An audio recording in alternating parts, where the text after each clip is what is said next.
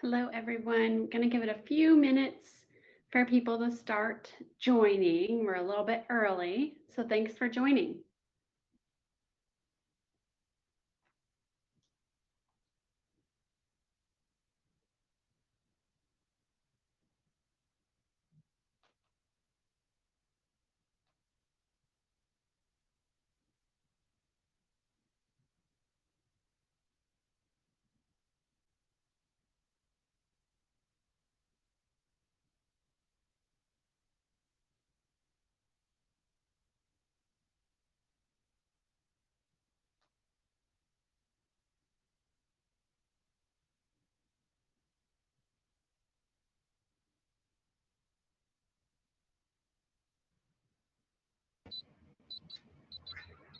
Hi, John.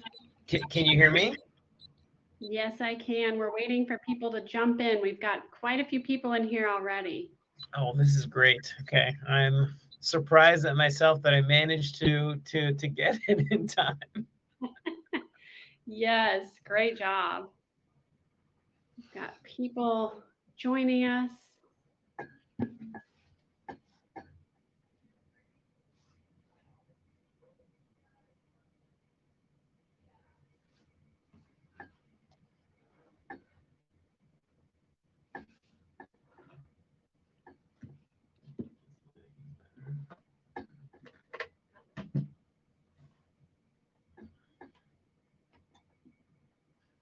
Too dark. Let's see. Trying to get the lighting all figured out. Yeah, exactly. I don't know. Too dark? What do you think? Maybe. It's not too bad.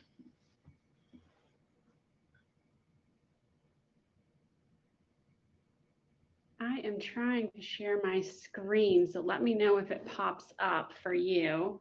Mm-hmm. It says that I'm sharing.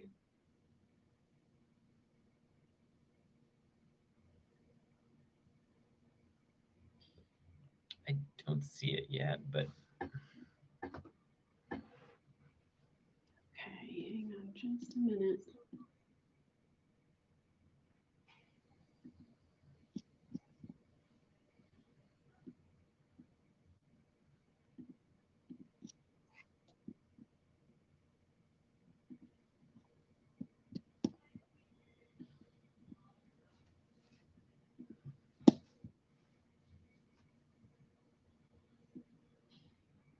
Thanks everyone for joining. We're just working through some technical difficulties real quick, and we're going to go ahead and get started very soon.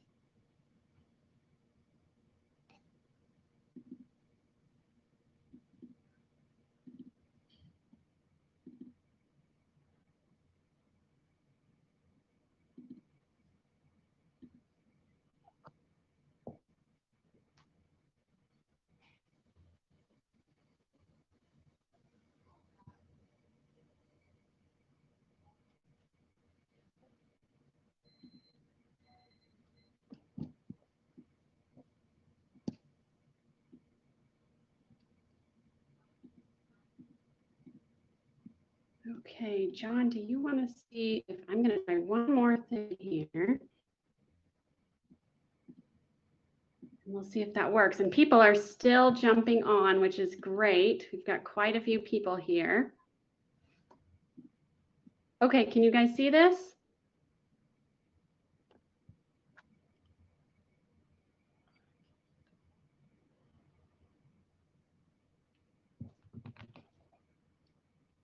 John, can I'm you not see able this? to see it. Yeah, but I don't know if no. Okay, so it looks like the screen sharing function is not working today, which is a big bummer, but that's okay. We will make do. Today we're going to talk all about Akkermansia. And I am joined here. My name is Kristen Newsel, and I am the Director of Nutrition Programs here at Pendulum Therapeutics. And I have here special guest speaker, Dr. John Eade. And if you want to give your introduction here a little bit. Sure. I'm John Eade. I'm the CSO and co-founder here at Pendulum. My background is in biophysics and computational biology, and I've been in the genomics and kind of tools and development of microbiome interventions for over a decade now.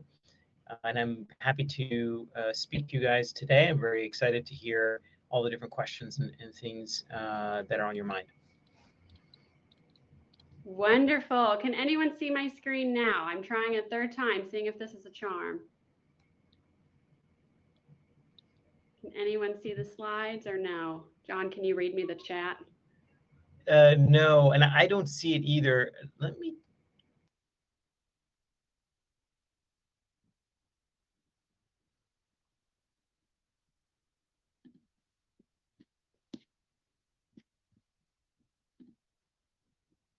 Ah, there we go.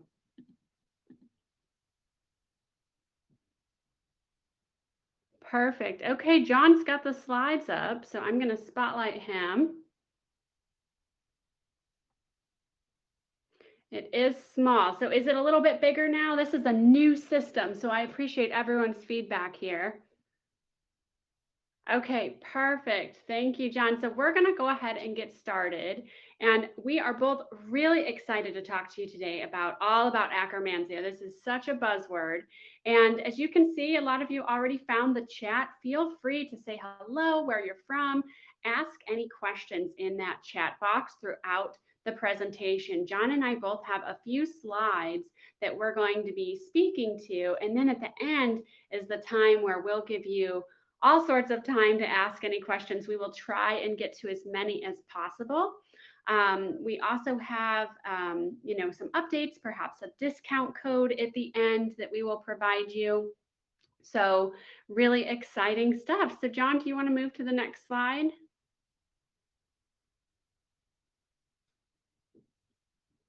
Okay, great. So today's agenda topics are Pendulum's Ackermansia. We're going to talk all about that. Pac-Man, and I'll get into that a little bit. Polyphenols, another buzzword. And pendulum glucose control versus Ackermansia versus GI repair. We have 3 different products here at Pendulum Glucose Control. A few of them are highlighted. If you see in the bottom here, it'll take you right to that page. So we do have a lot of products that people are curious which one's right for me that we'll go over. Next slide, please. Wonderful. And we've still got a few people joining us, so that's great. So Acromancia mucinophilia, try saying that 5 times fast. This is a buzzword that a lot of people are really, really excited about. This strain that was it's pretty newly founded. It was founded in 2004, so not too old. And when I talk to my clients here at Pendulum, I talk to them about their gut being like a pipe. And we don't want holes in our pipe because what happens? Water leaks out everywhere. Same with your gut. We want that to be a nice thick lining of the wall of your gut. And what helps with that is Akkermansia. Just think of it kind of like Pac-Man. The way it works is that Akkermansia kind of munches. It lives in that mucin layer of your intestine. Kind of gross to think about, but that's where it's happiest. And it munches away all day on that mucin layer. And from there, it produces acetate, which is a short chain fatty acid, which is thought to be fuel for goblet cells, which create more mucin for it to live in. So it's a really synergistic approach. And John's going to go into a little bit more detail about that, but I find it, and I might be alone here, really fascinating just how it works and how it really helps with overall gut health. The targeted function is that it's linked to improved gut health. A well-balanced gut microbiome supports a healthy body and healthy weight, as you can see there on the slide. Next slide, please. All right, so just some general info about Akkermansia, and we have trillions of bacteria in and on our body. Another thing that is kind of gross to think about, but we want this to happen. It accounts for 1 to 4% of healthy adults' microbiome population. So if you're getting that stool test, a lot of folks I know do get those stool tests. You want to aim for that 1 to 4% of your microbiome population to be in the Akkermansia muciniphila. Like I mentioned earlier, it was founded in 2004. And like I also mentioned earlier, it lives in that mucosal layer, okay? Just be careful though, I will say, whenever you are testing your stool, because it lives in the mucosal layer, and when you're getting a stool test, you're really testing the stool that's in that distal colon. It might not be representative of exactly what's in that mucosal layer. A true biopsy, which is super invasive in my opinion, is the best method to see exactly how much Acromansia you have. Just some health associations. Low Acromansia is associated with a higher body weight, BMI, blood cholesterol levels, and fasting blood glucose. That's what that FBG stands for, levels. And this bacterium is more abundant in the gut of healthy subjects than in that of people with diabetes and obese populations and patients with bowel disease and metabolic disorders. And recent intervention studies also confirmed an inverse correlation of Akkermansia, that AMUC, we say that instead of Akkermansia.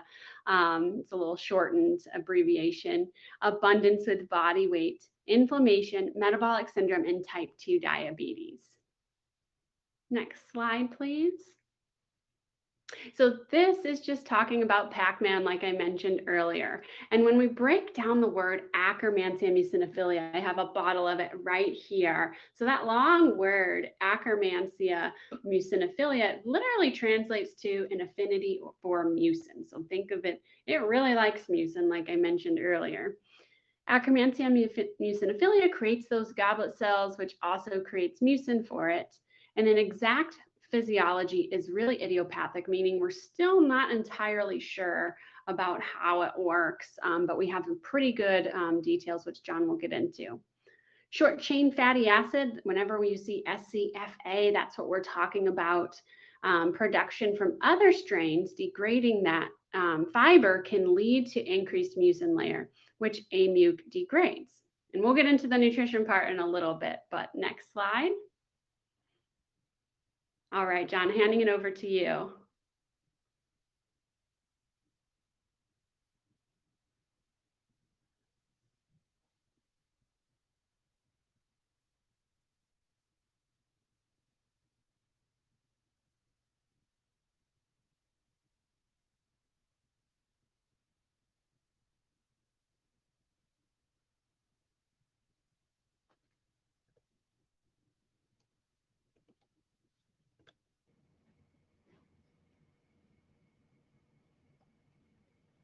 Yeah, Apologies. couldn't hear Can you guys hear me now? Okay, because yes. I was but before when the slide was there, you couldn't hear me? Yes, that's correct. Okay. Well, that's Do you just want to speak? And we can just have a chat. We don't need the slides. Yeah. Well, I mean, I could just even like speak just to that slide there, was trying to show something that Kristen had mentioned, which is the synergistic interplay between Acromancy and some of these other strains, and how that helps with the healthy ecosystem of the gut right there. So basically, Acromantia shares material with other strains, specifically with these short chain fatty acid producing strains, these butyrate producing strains. And they themselves share postbiotics, things that they produce that helps Acromansia to thrive. And sort of the combination of those systems together create this healthy, thriving ecosystem that then is feeding your colonocytes, so basically the cells that line your GI. And this is partly then what gives you that those health benefits. So strengthening that pipe, as Kristen was saying, strengthening that fence. So it improves the tight junction, so how closely those cells are, so that reduces the amount of material that gets through the barrier, which reduces inflammation. And additionally, it can actually help with signaling that is critical for metabolic control. So for helping with managing, glucose loads. Every time that you eat, your body has to prepare for that glucose load and has to signal in order for that area under the curve of that spike to be managed. And Akkermansia and these short chain fatty acid producing strains kind of in concert work together to create that signaling. Yeah, so it's really fascinating how all of this works. And I think it's important for people to understand how it works so that way they know what they're taking and what it's doing in its body. So thank you for that, John. Did you want to go over your next slide was Ackermansia next generation probiotic? Yeah, so that one went into more detail on, should I try to like flash it up there? Maybe I can try and go Yeah. like almost kind of piecemeal. At least, I mean, we're very close here, so we'll do that, and then. Yeah, that sounds great. Perfect. Okay, so take a look at that. That's a lot. That's a lot of science going on in that. So hopefully John will be able to break it down for us. So that one was covering. You guys can hear me now? Mm-hmm. Great. So that was covering some of what I was alluding to before, which is that the interplay between Ackermansia and butyrate producers can result in this signaling through the barrier. So there's certain types of cells, L cells in your colon that are actually the ones that then do GLP-1 production and various other things that help with your glucose and lipid metabolism. And it turns out that the receptors on those cells are sensitive to the postbiotics that these strains produce. So basically, these strains are producing material that is used by these cells as signaling for the rest of your body to prepare it for glucose and lipid metabolism. And so if you have that healthy, thriving ecosystem, your body's better prepared to deal with that and handles it in a much better way. Okay, then let me maybe go to my last slide. And I'm seeing while you're getting that ready, I'm seeing a lot of questions come in. We'll be sure to get to the questions at the end. I promise we don't have too many slides, so no worries. Yes. Thank you for being patient. Apologies. Nope, that's not what I wanted to do. Multi-screen. It is really, yeah, one more, and then we should be good here. Okay, so this looks like, if you guys can hear me, the mouse study, Akkermansia secreted protein effect on metabolism. And again, a lot of really good science here. And this will be online afterwards. I saw a question come in. This will be online afterwards. So.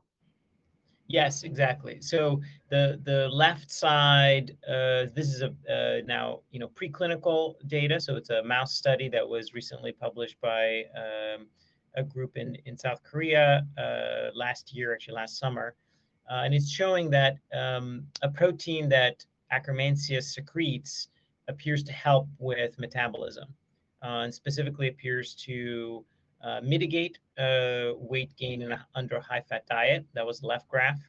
And then the right graph was showing the effect that it has on blood glucose spikes. That's the area under the curve. When you take a meal, your blood glucose rises very rapidly, and then it starts dropping off as your body metabolizes that.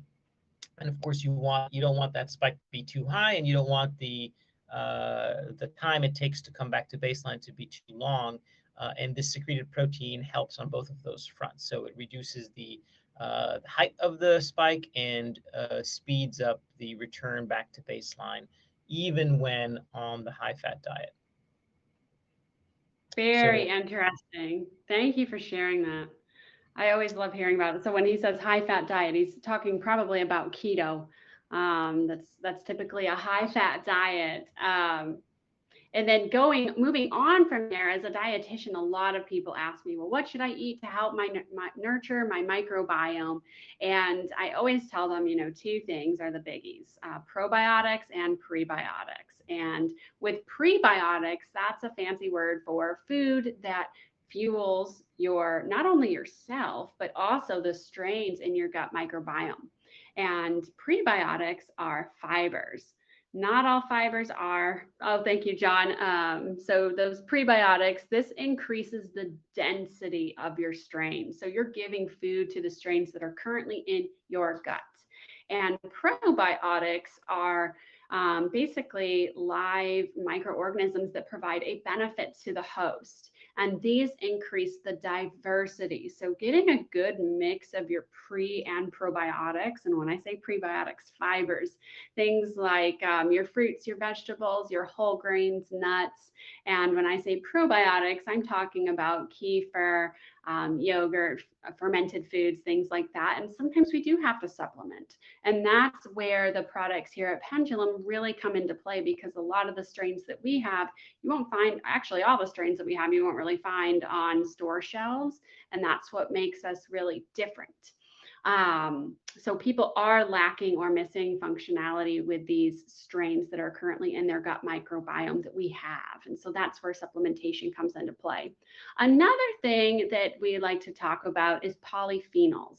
And polyphenols, think of them as like antioxidants. It's another fancy word. We know them as fruits, vegetables, beverages, seasoning. So red wine is actually a polyphenol that a lot of people are excited to hear about. And if you look at the bottom of your screen here, you'll see a 4-week polyphenol boost meal plan. So if you are looking to increase your polyphenols and you're not quite sure how, I recommend picking up that 4-week polyphenol boost meal plan. It has a lot of great recipes and ideas, and 4 weeks, I mean, that's like what, 84 meals all planned out for you. So feel free to take a peek at that. We also have the 4-week healthy microbiome meal plan. So if you're not super focused on polyphenols, for Ackermansia, and maybe you're interested in our product Pendulum Glucose Control or GI Repair that are currently on our site, feel free to pick up that microbiome meal plan. It's really going to help you get a good start for prepping your microbiome. And I will say that with all of our products, we get asked a lot, what sort of support do you receive? So these meal plans are a first start. And we also offer one-on-one nutrition coaching calls with our products from a registered dietitian. So that's included in the membership, not the one-time purchase. So I do just want to throw that out there. So we talked about probiotics, we talked about prebiotics, polyphenols, things like that. And there are over 8,000 types of polyphenols, which makes it really difficult to see which ones are best for you. But I try and recommend incorporating a good variety of polyphenols. And yes, that does include red wine in moderation. And with that, you know, those are the main things we wanted to talk about. We really wanted this to be for you all, the hundreds of people who are on here right now. We would love to answer any questions that you might have. And I'm looking through here. I'm going to go through. I'm going to start right at the beginning. Since this is an Ask Me Anything, don't want you guys to be shy. And also, I do want to point out at the bottom here, we've got a coupon code for you all. It's Pendulum Live, and this will be 20% off your first month of a Pendulum membership. So right now, there's high demand for Ackermansia and Pendulum Glucose Control, so high that we have a wait list. So be sure to get on that wait list, and you will be one of the first people that we reach out to and let you guys know that we have it back in stock. And this coupon code will be extended through the end of May, so that way you can use it for when they're back in stock. But GI Repair is on the shelves and ready to ship out if that's what you're interested in. So let me see here. John, I don't know if you're looking at the questions too. I'm just scrolling. Yeah, I mean, maybe I can answer one that I happened to see flash by. I think somebody had asked about they did a GI map and they, you know, they didn't see their, or was that actually you? Was that a question from? I didn't actually know. And maybe it speaks to the thing that you had pointed out earlier on, Kristen, which is that just because some of these tests don't detect it, does not mean necessarily that it's not there at the amounts that are reasonable for, having a healthy outcome. What we actually like to see is tie into some downstream health effect. So, in the case, for example, obviously for our PGC product, it's actually to do with then A1C numbers, right? And potentially if you use a sensor like a continuous glucose monitor, it would be that. Other possibilities could be that you're dealing with GI issues. So then it would be more of the resolution or improvement in those GI symptoms that would be really a good indicator there. Great, great. And we've got a question here from John. Is it safe for those with multiple sclerosis to take exogenous Akkermansia, since many peer-reviewed studies find that elevations in this bacteria are correlated with worse neurological decline? We actually get asked this quite a bit. John, do you want to take that one? Sure. So I would say that right now the jury is out there. So I would operate from a place of caution, and I certainly wouldn't recommend going out and trying it if you have that condition. That said, in looking at those papers, they are correlative. So it's hard to know that it's actually causative there. And in fact, in some of the studies that I saw preclinical work on, they went ahead and they actually tried to test that, like giving an increased amount of Acromancy to see if it caused, a problem, kind of an increase in the negative effect of it, and they didn't see that. So, it's that I wouldn't say therefore, everything is in the clear, but I would say that, kind of in the microbiome space in general, it is difficult to pull apart correlative versus causative. And really one of the few ways to do causative is to actually do a trial where you change the amounts. Or for example, you do a fecal microbiome transplant. Those kinds of trials are the ones that would tell you that something in there is actually driving the effect, rather than reporting on it or being, somehow confounded by the indication itself. Yeah, that's a lot of people don't know about fecal microbiome transplants. So you can actually get poop from a healthy donor transplanted into your microbiome and see changes in weight, see changes in health. It's actually really fascinating. Gross to think about, but it's really fascinating technology. And I always recommend people to chat with their doctors about what's right for them, because there is, like John said, there's a lot of information, a lot of research out there. We internally have not done research on multiple sclerosis and Akkermansia, so I will just note that. Sabrina has a question. Acromansia needs B12 question mark. I don't remember us having a slide on that, but I haven't heard anything about Acromansia needing B12 personally, but John, do you know anything about that? Yeah, actually that was that slide. There is this cross feeding where Acromansia gets its B12 from some of these other strains, these short chain fatty acid producing strains, like halai and prausnitzi. And so this is part of the thing that we believe is resulting in this kind of healthy ecosystem. I think really the way to think about your microbiome, and I know it's maybe a little odd to think about all these critters, going on and about, but the way to think about it is kind of like a garden. And so, that system, that ecosystem, doesn't exist kind of in a vacuum where only a single species kind of thrives on its own. That doesn't work. What happens is that it requires a lot of these other systems to be there in order for the entire thing to thrive. And I think similarly for Acromansia. Perfect. Thank you. Very impressed you guys saw that B12 that small. I did not see that. So great. Anne has a question. Do you have any research papers on the interplay of other forms of bacteria? In terms of other strains, other functions, we do.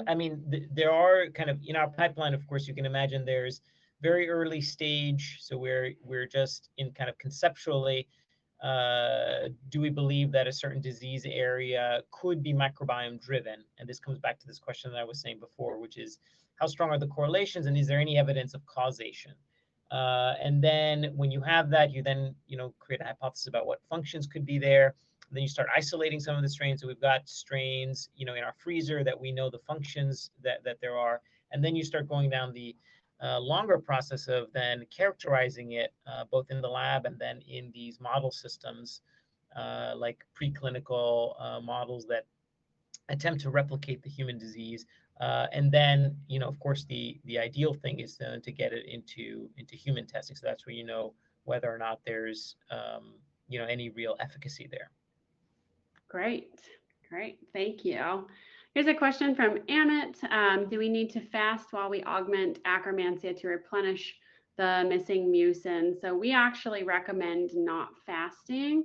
From this standpoint, there's two reasons. So one is just to make sure that you're having a good base of food in your stomach.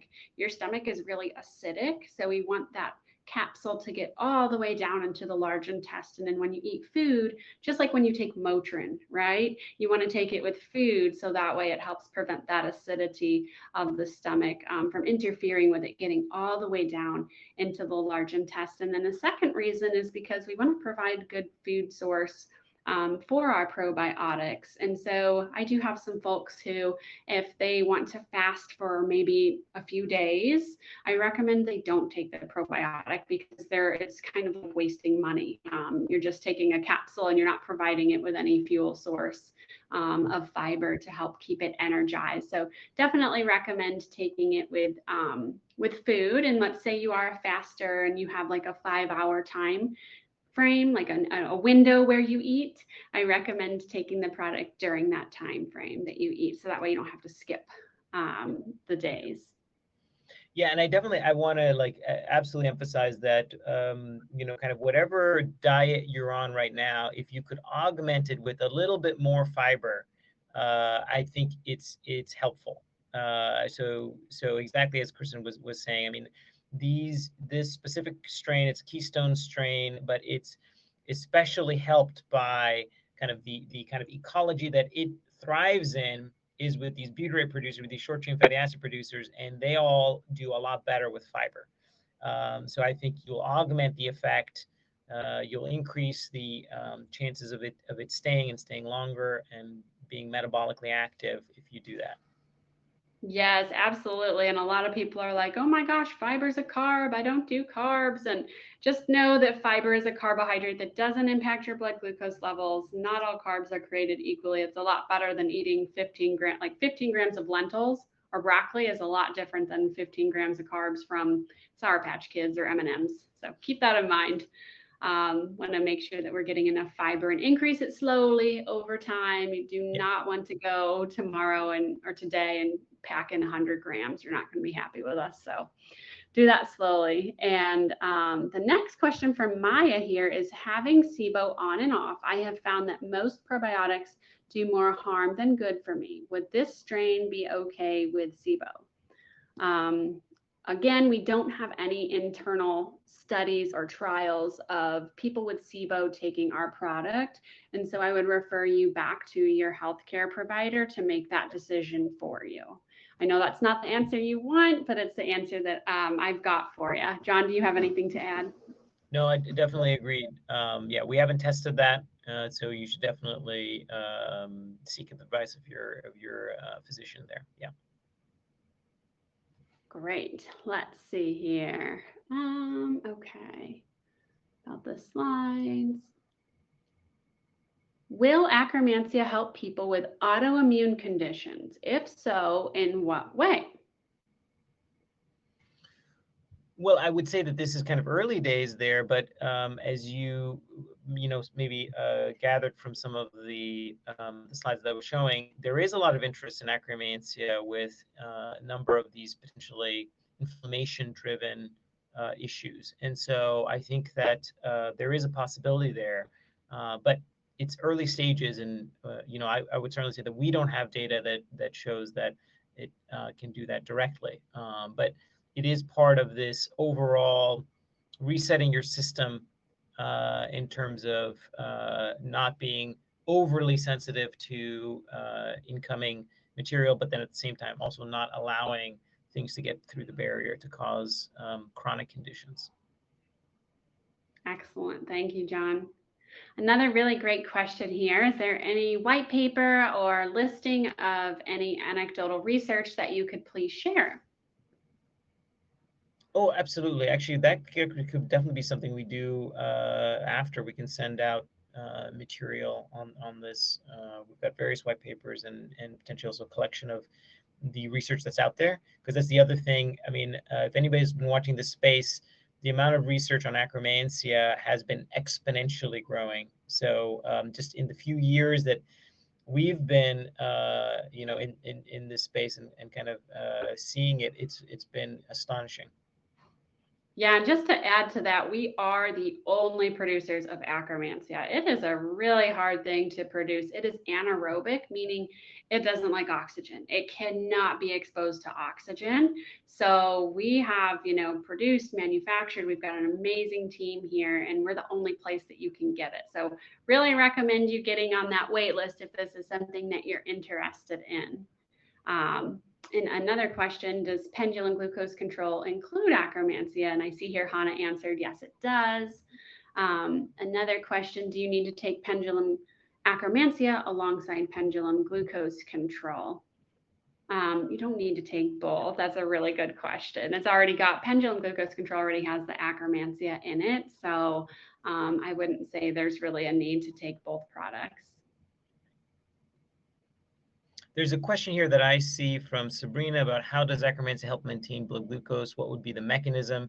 And this actually refers to, I think that third slide that I showed, and this is really kind of hot off the presses research that both other labs and we're doing, which is showing that Acromantia directly is potentially excreting proteins that are actually sensed by these very special cells that I was referring to, these L cells, and that what ends up happening afterwards is that those cells then release GLP-1, and that's just another term for something that's actually then helping to have insulin secreted, actually help with satiety. So it's part of that pathway that your body launches to prepare yourself for and mitigate that glucose spike.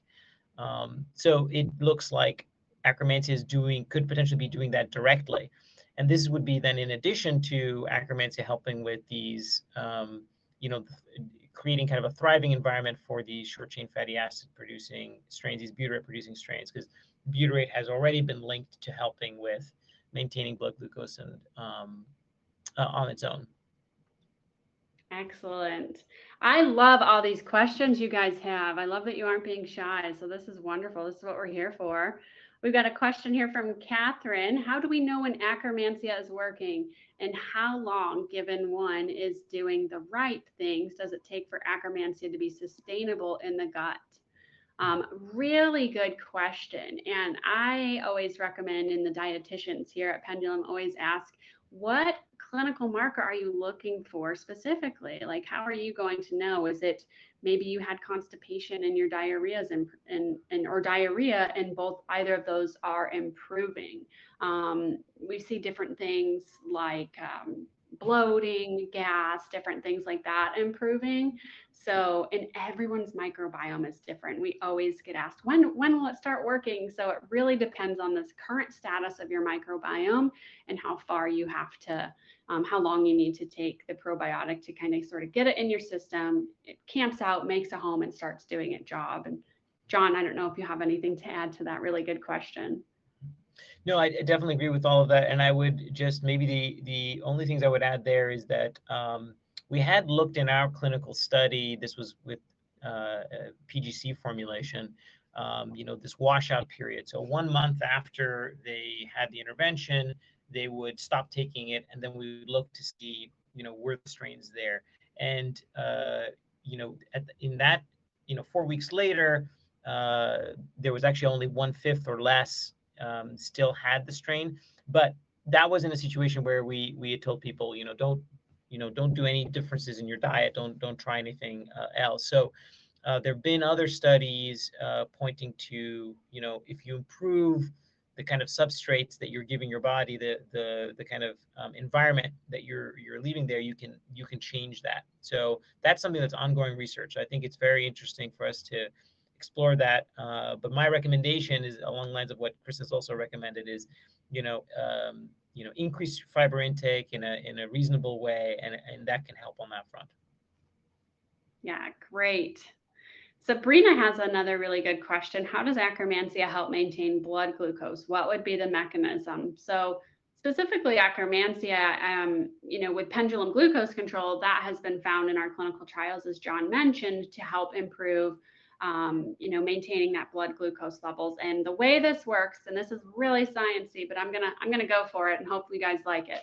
So basically, when you take pendulum glucose control, it goes down into the large intestine where it camps out, makes a home, and what it does is it breaks down the fiber. It eats the fiber, breaks it down, and what's produced when that happens is a short chain fatty acid called butyrate. Okay, so stay with me, I'm almost done. So butyrate is produced, and what that does is stimulates what's called, John alluded to this earlier, the GLP-1 process. And the GLP-1 process can help with managing blood glucose levels in terms of decreasing your liver glucose production and increasing insulin production from the pancreas. So those two things happen when GLP-1 is stimulated, and it can't be stimulated unless it has butyrate. Butyrate can't be produced unless we have those strains and fiber. So all works in a really nice circle, and I hope that answered your question. Let's see here. Oh, you answered the GI map one. So that's good. Yeah. Let's see here. When will the product be back in stock? Question of the year. Great question. So we, Acromancia and PGC, pendulum glucose control, are going to be shipped out mid-May. So just a few short weeks away. It'll be here before we know it. And if you're interested, the product that we do have right now is GI Repair, which is, as John mentioned, a butyrate producer. Yes. Okay. All right, John, got one for you. Sabrina's asking, can too much Akkermansia be harmful? I think the jury is still out on that. There is potentially that in rare situations, and like immune compromise, that was, I think, where some of the preclinical studies were showing that maybe I think it was mice that were immune compromised having increased amounts of Akkermansia led to the potential for pathogenic bacteria to go in. But again, it's not clear that on its own was the driving factor. Yeah, I would say that, in a normal healthy case, what has been observed is that increased Acromansia is generally associated with healthy outcomes. So there can be maybe these edge cases that are being studied to fully understand, well, what happens then when the system is totally out of whack? But that shouldn't be the case for most people. Great, thank you, John. Okay, we've got a question here from Jamil. Is there a connection between low Akkermansia and acid reflux? And can supplementing Akkermansia help with Gerd? So I'll just say again, unfortunately, we don't have research. So the dietitian team constantly gets asked these questions like, oh, will it help with this? Will it help with this? And unless we've got research on it, we technically can't answer that, unfortunately. But I would encourage you to look up maybe like on Google Scholar or something, some credible third-party publications on those two topics that might have been done from somewhere outside of Pendulum.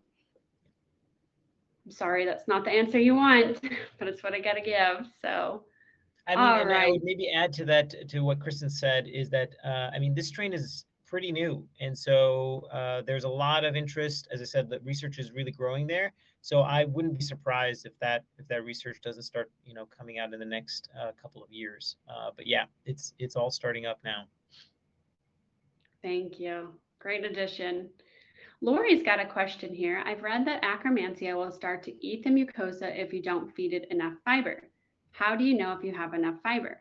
So Acromansia actually prefers to eat the mucin. It doesn't eat as much fiber as other strains, but it really likes to eat the mucin. And that sounds contradictory to what you want to happen, but it actually, helps create it to be a thicker lining.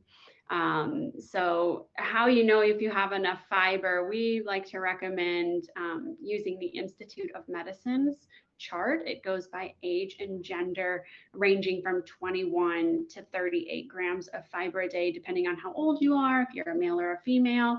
And when you sign up for the membership and you sign up for a one-on-one nutrition coaching call, your dietitian will be able to give you an exact number, but that's pretty good guidelines for right now. And when you increase your fiber, always increase your fluid. That's something to keep in mind. We talk a lot about the different types of fiber because there are certain types that actually feed the microbiome, and then that'd be the soluble and the resistant starch. And then insoluble fiber, if we're getting into the nitty gritty, that is something that doesn't feed the microbiome, but it's helpful for other things. Can you comment if beneficial if on a low Fodmap diet? So, John, I'll take this one.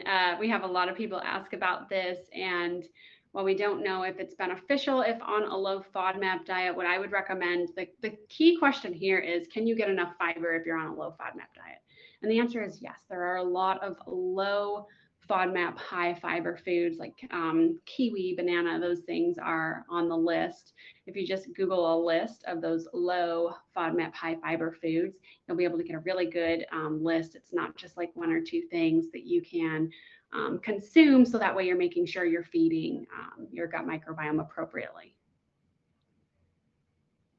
Nicole, okay. Let's see here. I noticed that the products are on wait list right now. For those of us who have already have an existing membership from March, does this interrupt our shipment schedule? No, it does not interrupt that. And so you should have, that's a really good question. You should have gotten some messaging from our customer service team. I think they're on here, and perhaps Erica is able to answer you. Okay, John, question from Ariana. The product is not available in Canada yet. What can I use to fix my gut until then? Well, then you really do have to drive down further into the kind of diet side of things, but you also drive down across the border and get your PGC or Acromancia fix. Yeah, we are working. Actually, that is one of the things that we're working on, is all of the intricacies of potentially being able to have the product in other places. But I would say that improving your diet is certainly one of the ways to go help on that path if you're not able to augment as well with the strains. Excellent, thank you. That's where I thought you were going with this. Drive on down to the States. But yes, we have a list of countries who are waiting, and we have an awesome HCP team here who is working on expanding it into different countries. All right, is Ackermansia good to take with a carnivore diet? So with a carnivore diet, I'm assuming that you mean you're not getting a lot of fiber if you're only eating meats and things like that, because there is no fiber in meats. Akkermansia feeds on mucin as opposed to fiber more so, but we talked about polyphenols, and polyphenols are mostly fiber foods. So if you want trying fiber foods, if you're okay with it, my approach would be adding in a few things here and there. If you're just taking Ackermansia and carnivore diet, I would say it's not going to be as beneficial. You still need fiber to help feed the other strains because it's all synergistic in the gut microbiome. John, we've got a question from Carrie here. What if the level is high on GI map? Yeah, that's a great question. So, again, there isn't a defined upper level, in terms of known to create issues. Again, most of the research, is showing these correlations where it's lower levels appear to be correlated with these, metabolic, potentially metabolic issues. But it's not, this is not a perfectly understood area in terms of because there's a lot of subtlety in terms of the way these things are detected. Again, to a point that Kristen made before, like, so, whether you happen to be able to have it measurable in stool might actually be person to person, differences there. So it's not actually clear that there's an upper limit yet. Thank you. And we've got another question here for you, John. Are there other probiotics that work synergistically with Akkermansia?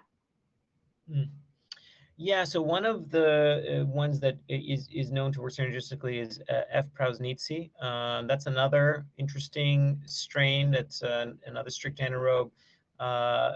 It turns out, and I think this is maybe my biased view. I think the next generation of healthy probiotics is going to all be in this strict anaerobe class. So I think there's going to be a number of these that are shown to kind of work together, in this fashion. Great, thank you. Let's see here. We've got a question from Robin. Stephen Gundry recommends Pureht, Puerht, to feed Acromancia. Do you have an opinion on this? So really glad you asked this question. I have never heard of that tea personally. That's so I can't answer that, but I do know that tea specifically has some polyphenol characteristics to it. So that might be where Dr. Gundry is coming from, in that it helps to feed Ackermansia. I will definitely be looking this up after the webinar, because now you have me curious, Robin, as to this tea and if there are any studies out there that have shown that it actually increases Ackermansia. John, have you heard anything about this tea? No, I've never. This is the first time, so I'm definitely jotting this down. This is quite interesting.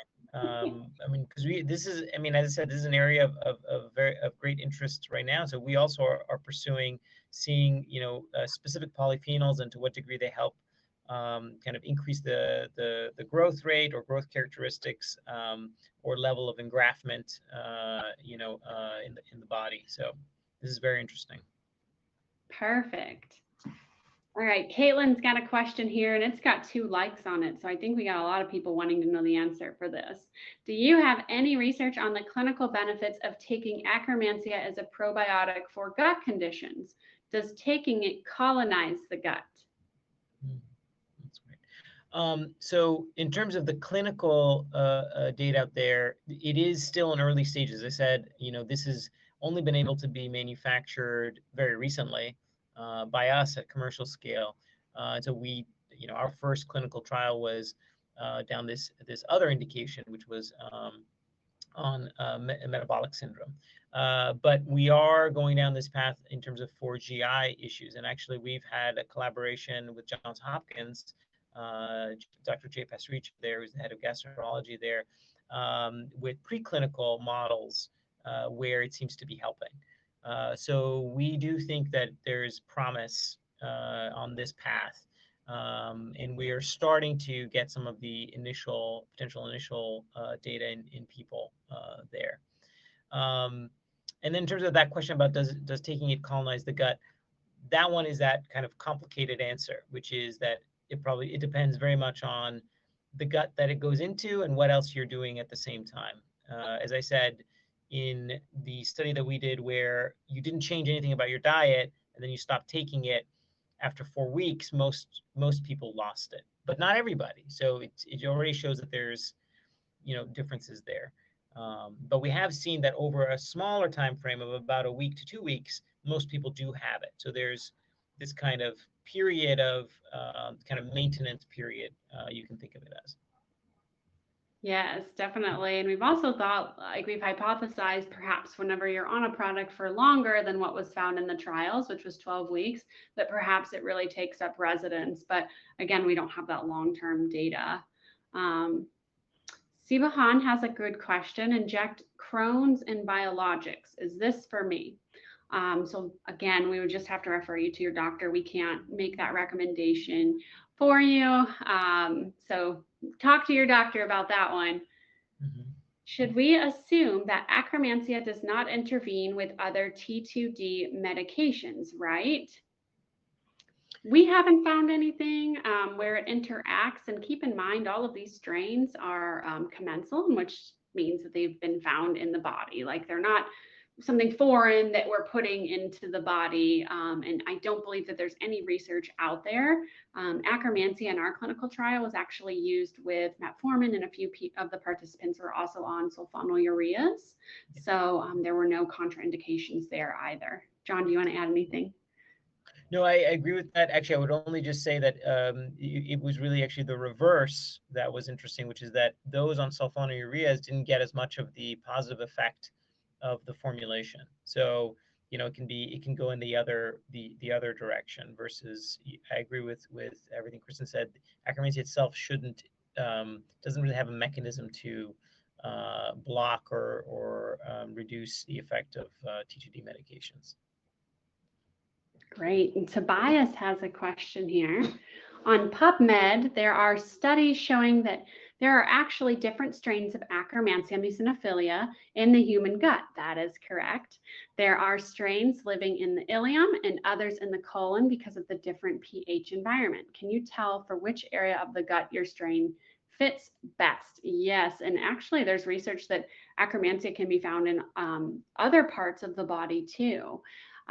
So John, do you want to answer? Can you tell for which area of the gut your strain fits best? Well, I guess I would maybe answer it that it's a little bit of a distribution. So I think ours would also probably fit best in the ileum. That's where kind of the concentration also of the L cells, and where the effect on metabolic syndrome is most there. But biology is often not so discrete. So it's not that further up in the GI there wouldn't be any of it. There would just be kind of a different amount. So it may be kind of a little bit lower, in the upper part of the GI, but then increasing concentration in the sweet spot and then dropping off.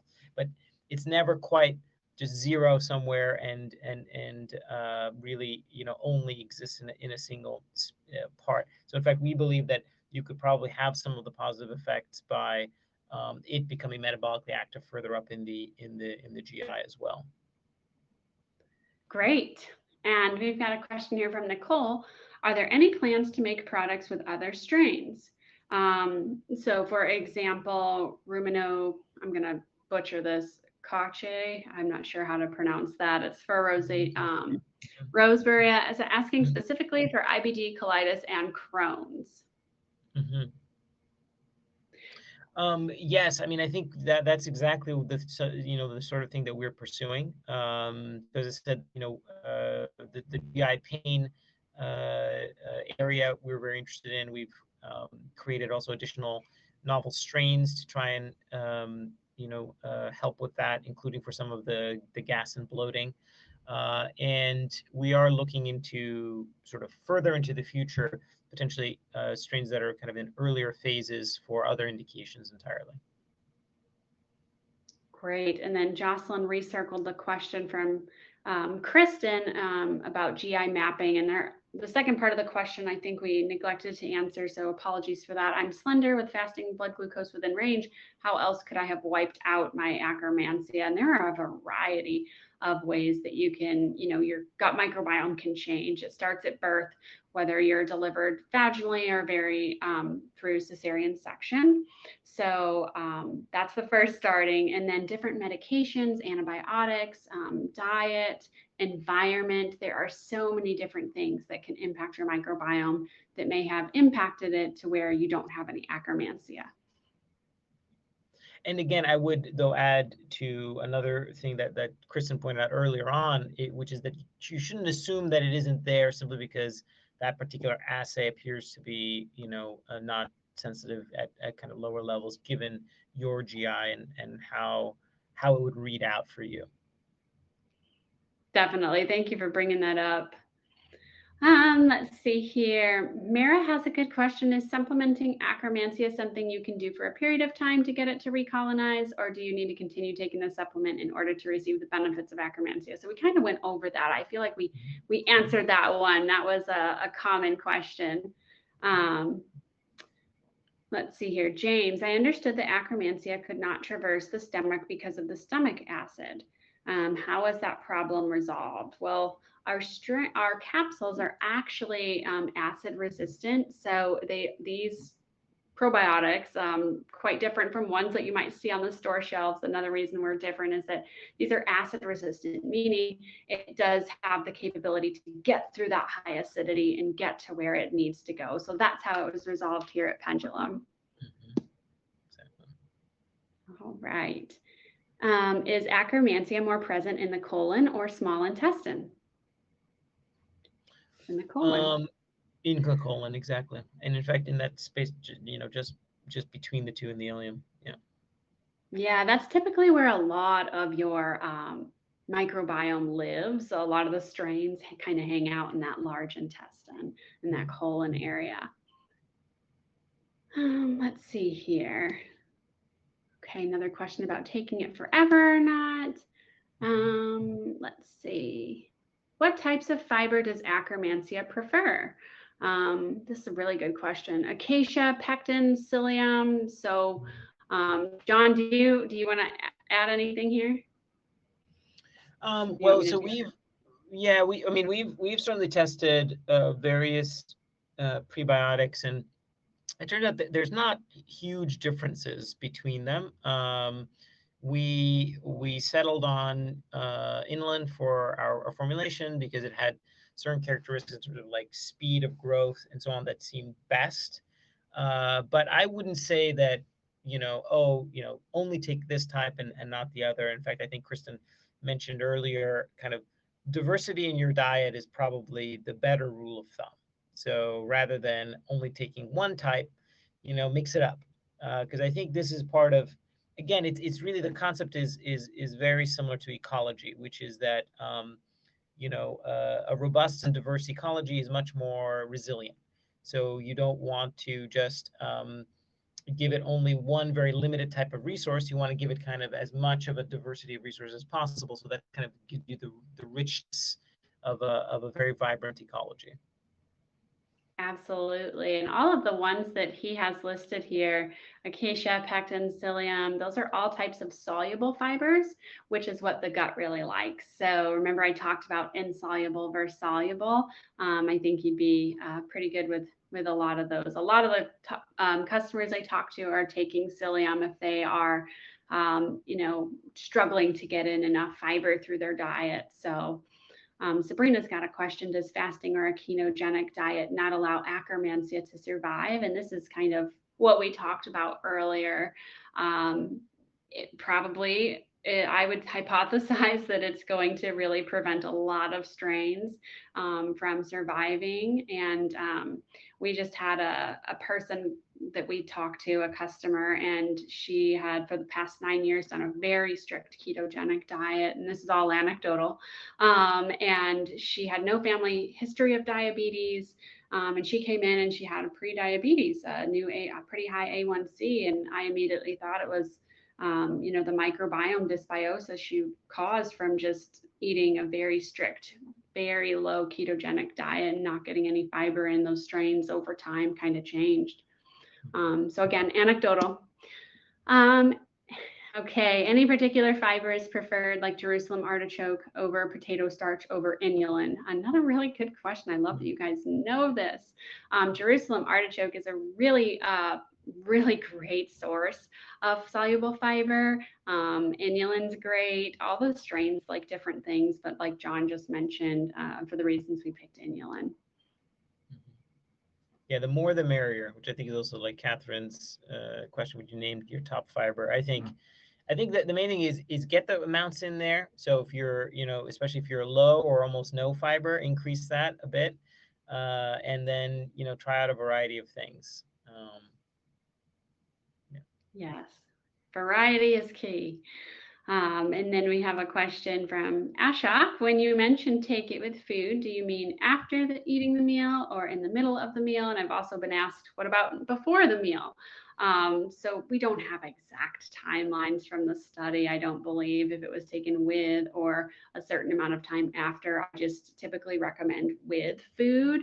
So that way it's, for the reasons we stated earlier. Yeah, exactly. In the study, I think the way the instructions we had in that is with food. So, and to Kristen's point, it's really just to additionally tamp down on the acid level to help the acid-resistant capsule. So it's just that. Excellent. Will you be able to provide us the approximate ETA on shipping the PGC supplement? Mid-May. Oh yeah, Hannah answered that. Great.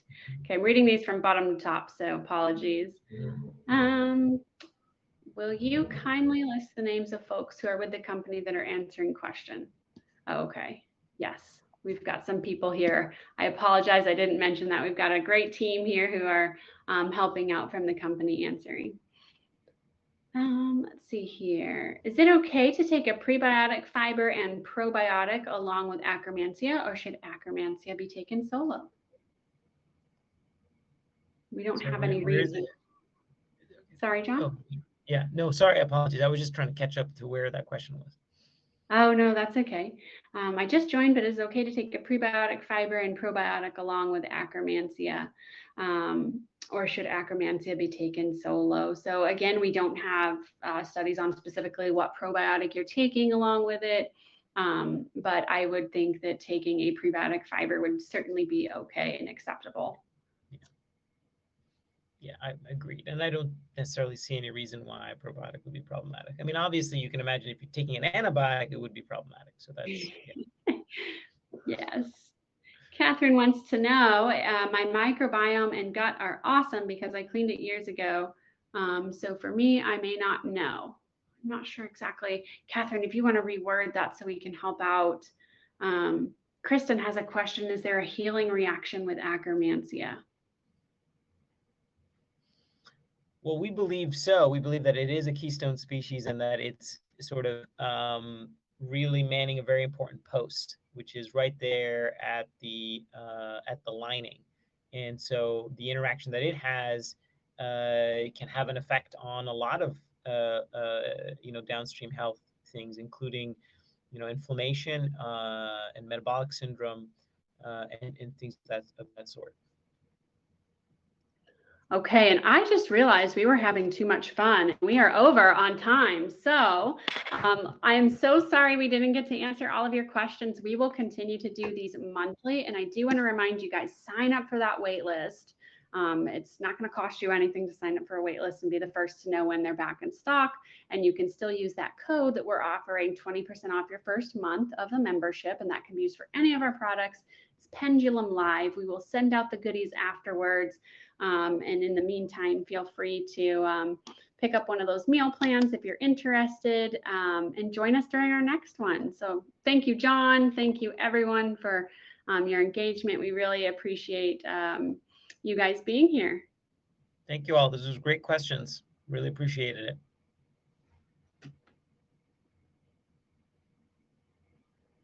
Have a good rest of your day, guys. I'm going to go ahead and end.